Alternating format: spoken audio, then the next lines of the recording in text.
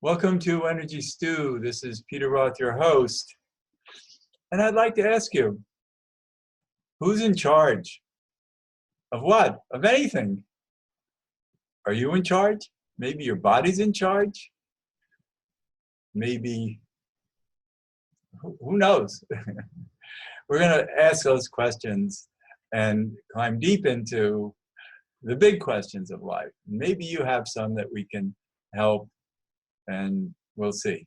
So to do that, we're going to talk again with the author of Luminous Life, Jacob Israel Liberman. Jacob, welcome back to Energy Stew.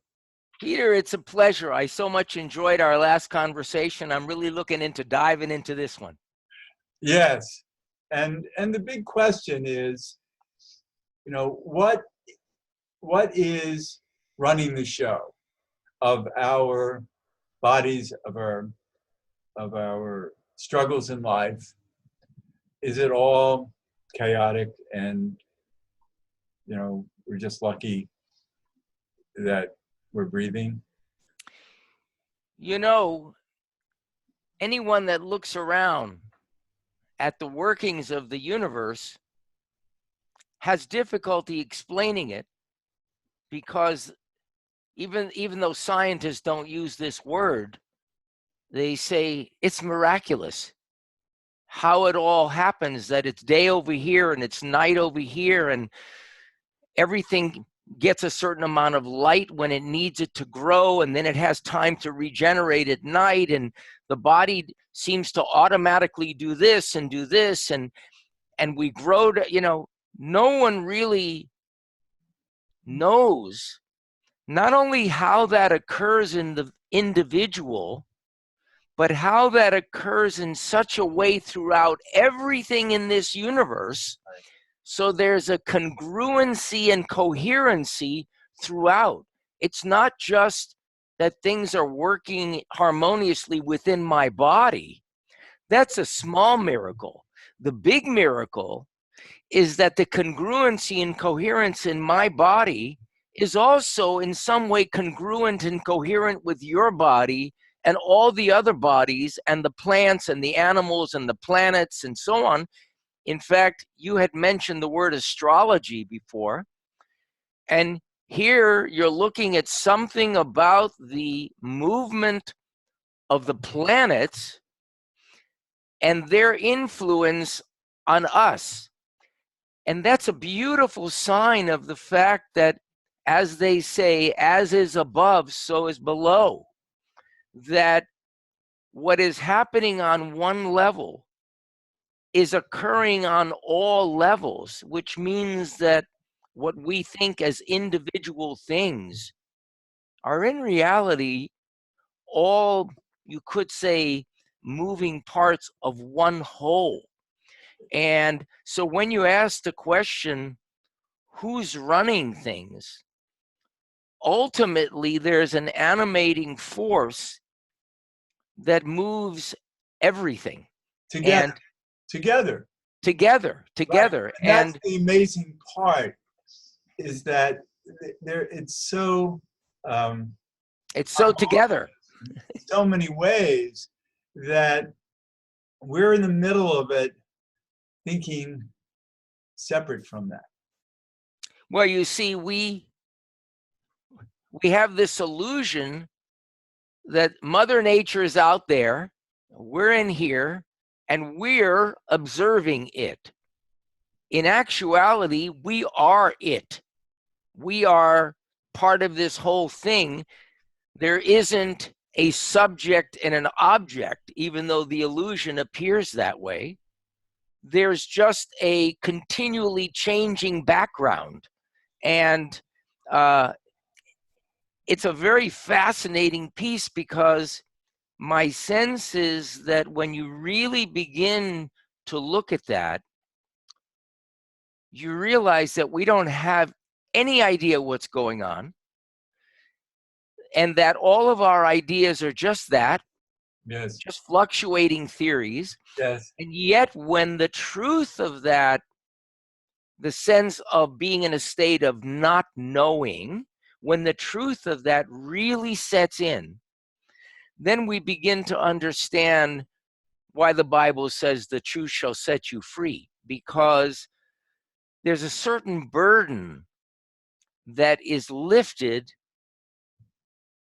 when there's a realization of this thing that we're trying to describe, which is so difficult to speak about. Well, let's also realize that all of nature, animals, vegetation, it all just is part of the ongoing force of life. And Yeah. none of them question it the way we do. So Right. I think we're separate from the rest of nature in that we have these brains that don't understand this amazing, complex, wonderful universe that works together so well. And we struggle with, finding out what is one, what is unification, how can we appreciate that we're part of the greater oneness. And if we did, then we would treat life totally different than humans do. Yeah, I think for millions of years, we've made an assumption that some of the mind stuff, the chatter, the monkey mind, the whatever you wish to call it, the result probably of a lot of neuronal activity that goes on inside. I think we have looked at that and assumed that that was us. I think we have been so identified with this internal voice or chatter that we believe it is us, that we've lost sight of something I mentioned last time, which is there is no awareness of that unless there is something that is noticing it or observing it or witnessing it. Right, which is what we're talking about. But what I'm thinking of now is that our DNA is not very well done. We have very limited mind capacity, brain capacity, and DNA. And I think that's the big story, is that humanity is a very limited species and make trouble for ourselves as we always have. We are so inhumane as a society that it's ridiculous. And I think what we're talking about are concepts that everybody should grasp, but for the most part, our awareness, or not just the awareness, but our mind can't comprehend what the rest of the universe is integrated with. You're right. Trying to see the universe through a pinhole is exceedingly difficult. And that comes back to what I shared before. We believe this pinhole that we see life through, we believe that is actually what our capacity is. And that's just the capacity of a pinhole. There is an infinite capacity, which is the same capacity that a tree has and every creature in this universe has, which is the capacity that is inseparable from the intelligence of the entire universe that animates it. And that is why all of that runs so perfectly, because it doesn't interfere with it, because unless it's a domesticated animal, that when it has a feeling to move to the left and its owner yanks on the leash, giving it a whiplash, it soon develops the same thing we develop, which we call the mind. It develops some sort of an internal mechanism that intercedes between what is natural and what is normal, because It doesn't want to have its neck yanked again. Right. And so what I'm sharing is that when you look at animals in the wild are animated by the same animating force that animates the planets. And so they're just moved through their life experience. My sense is that the pain, a lot of the pain that we experience, is not because of something we're doing or not doing. It's something that's been conditioned into us that we literally don't know any better, any more than Pavlov's dogs can stop themselves from salivating when the bell is rung. We get conditioned not only through the ideas of our lineage, but we get conditioned very quickly when we come into this world. Keep in mind, in the first year of life, an infant's ideas about the world are 50% formed. By year 2, it's 75%. Year 3, 87.5%. By the end of year 6, you're like 99.7%.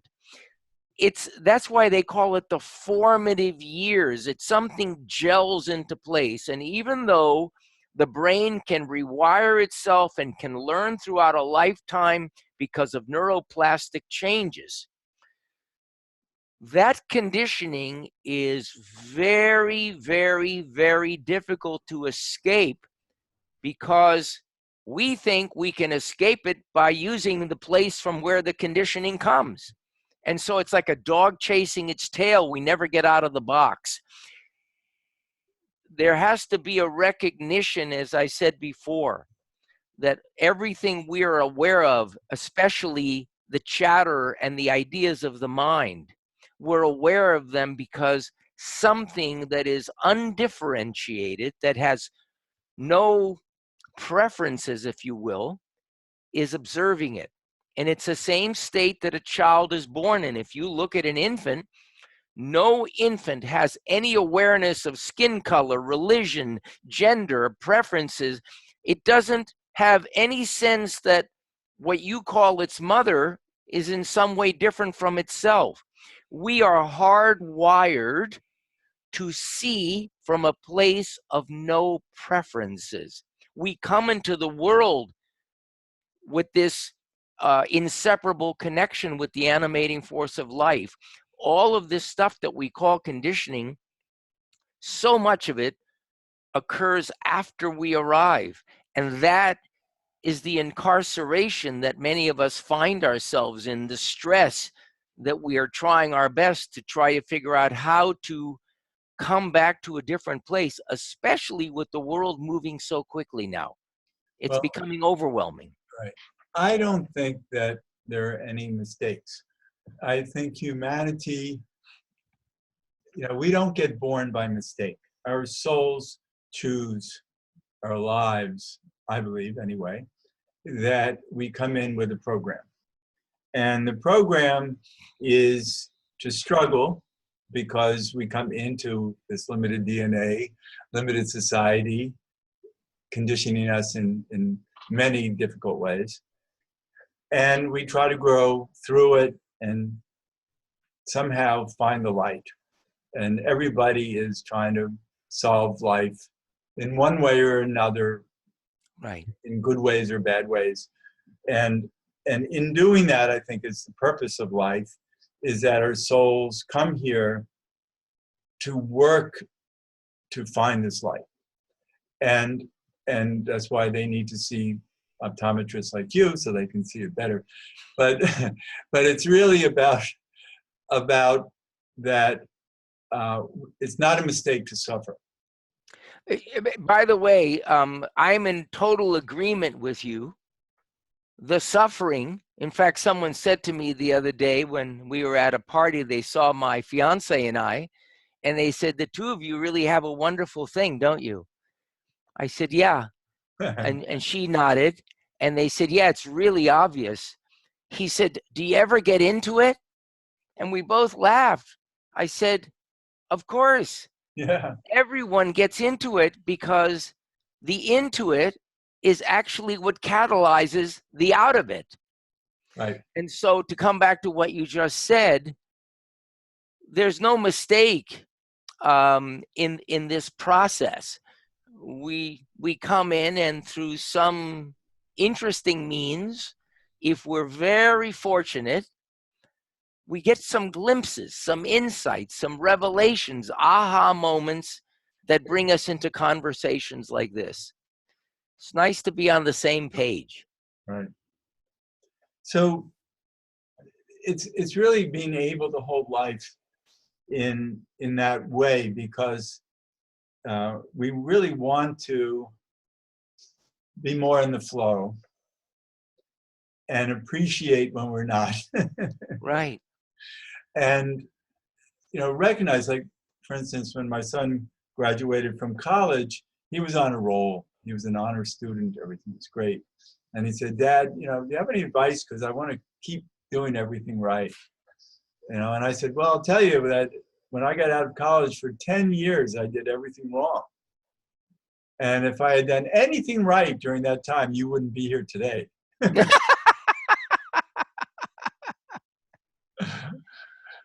So Yeah. it all worked out. And so we really have to surrender and learn about ourselves. That's why we're talking, to help elucidate this difficult path that we all seem to be on, to maybe take some of the darkness away from it. I was remembering today a book that I interviewed the author of some years ago. It was called Lucifer's Game, and it was a novel about actually Lucifer, who shows up, appears in front of this guy and says, "Hey, let's be friends." And they start palling around, and everywhere Lucifer goes, he causes huge trouble. Right. But it turns out that all the huge trouble he's doing is just bringing out the shadows in people that they need exposed so that they can correct their paths. Right. And so we really need to honor our own, confusions and chaos, and realize that that's just our mind having an opinion about the flow. You said the story about your son doing the right thing or doing the wrong thing. And obviously, when you listen to the story, you come to an interesting realization.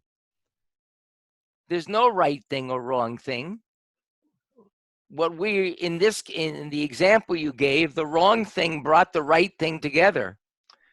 And yet you couldn't do what you call the right thing.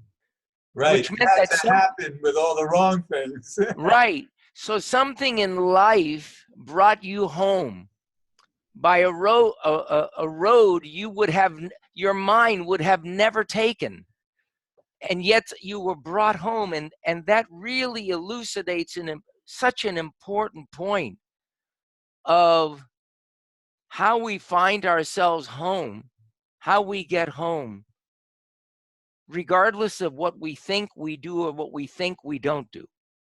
That's something that there is some higher intelligence. And you spoke about the difficulties of life, and I often speak about the manure that we put on flowers to make them grow.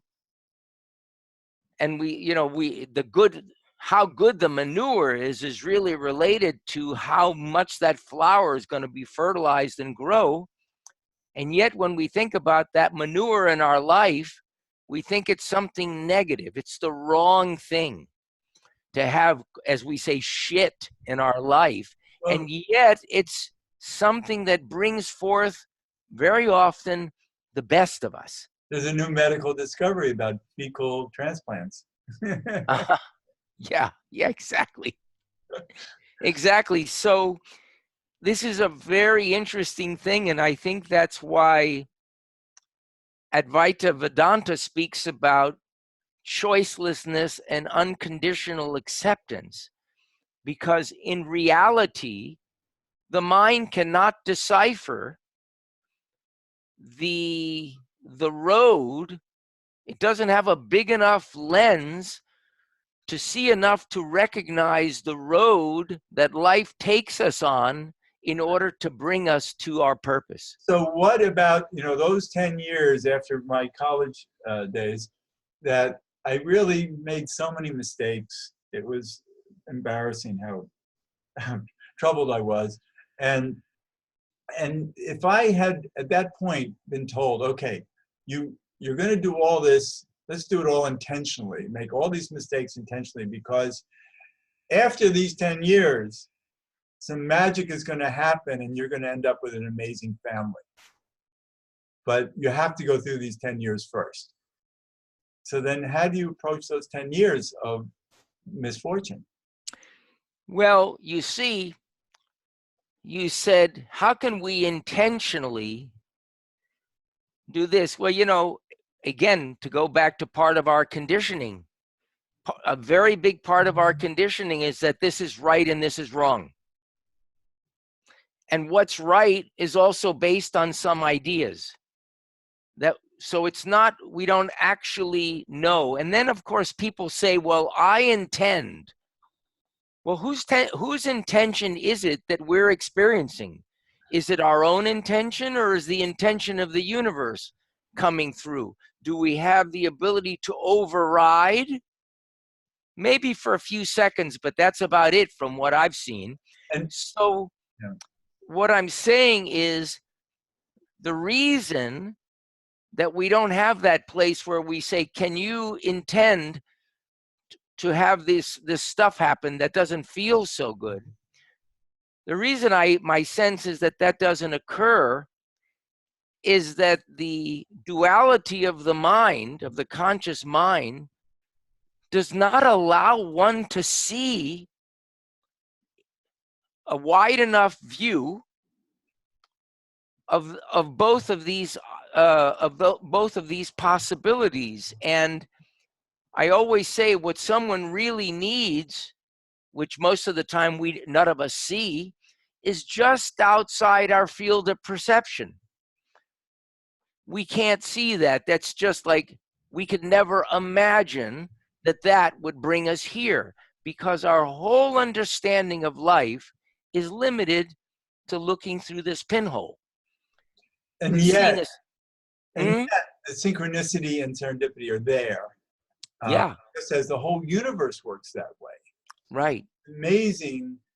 For instance, our bodies, the miracles that go on in our bodies every second is beyond, I can't even imagine how it was created. And it's magnificent. Right.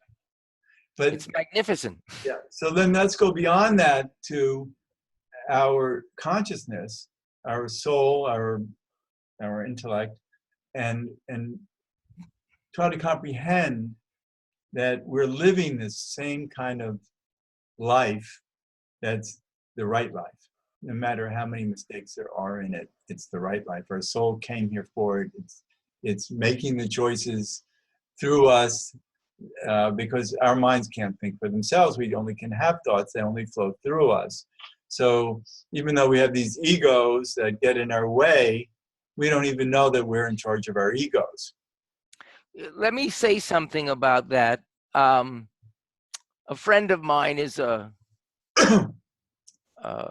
best-selling author and spent most of his life as a quantum physicist.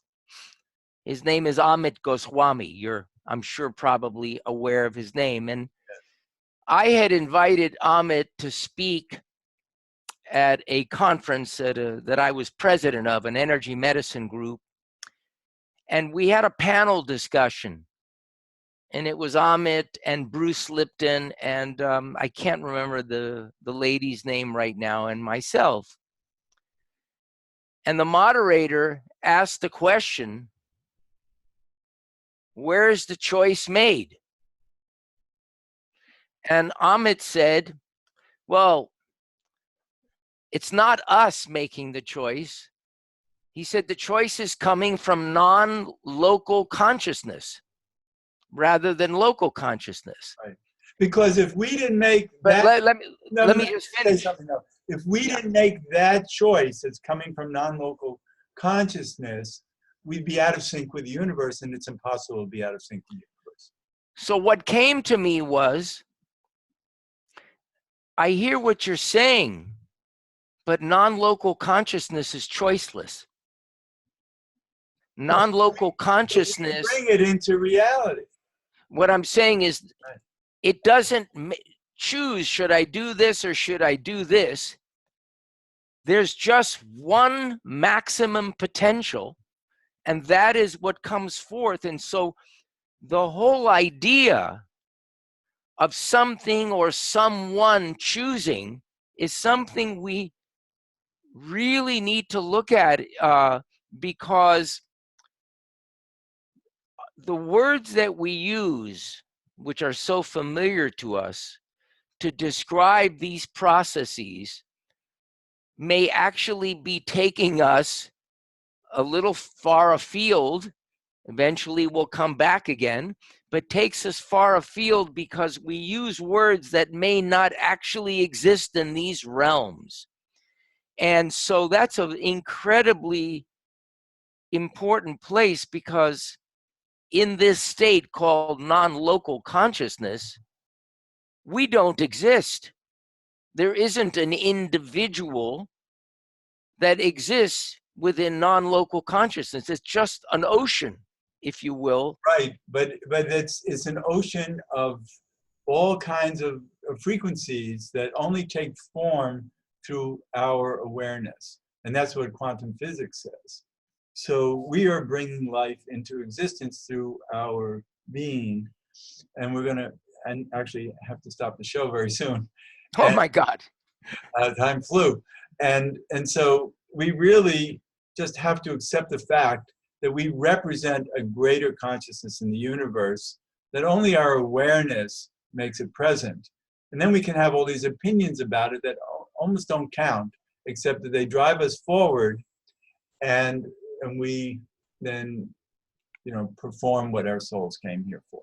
So, what we really need to do is, I think, is just surrender to that greater flow in the universe. So, but Jacob Lieberman, any last words for a few seconds that we have? It's an interesting thing. You said that quantum physics basically says we create whatever the form is. And I remember hearing once a very famous quantum physicist said, the world changes when God blinks.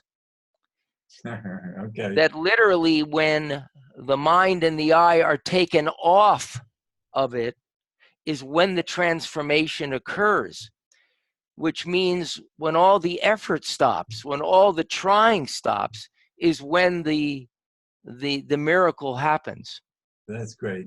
So Jacob Lieberman, your book is Luminous Life. What website can people go to? They can probably Amazon or Barnes and Noble. Most bookstores have it, but for sure Amazon and Barnes and Noble have it. Okay. So we'll talk again because we have so much to say. There's so much Hazarai in the world. Yes, right. So thank you, Jacob. My pleasure. Peter Roth, the host of Energy Stew at PRN.FM, and I can be reached at heartriver, HEARTriver.org. And I'd love to hear from you. Thanks so much for listening.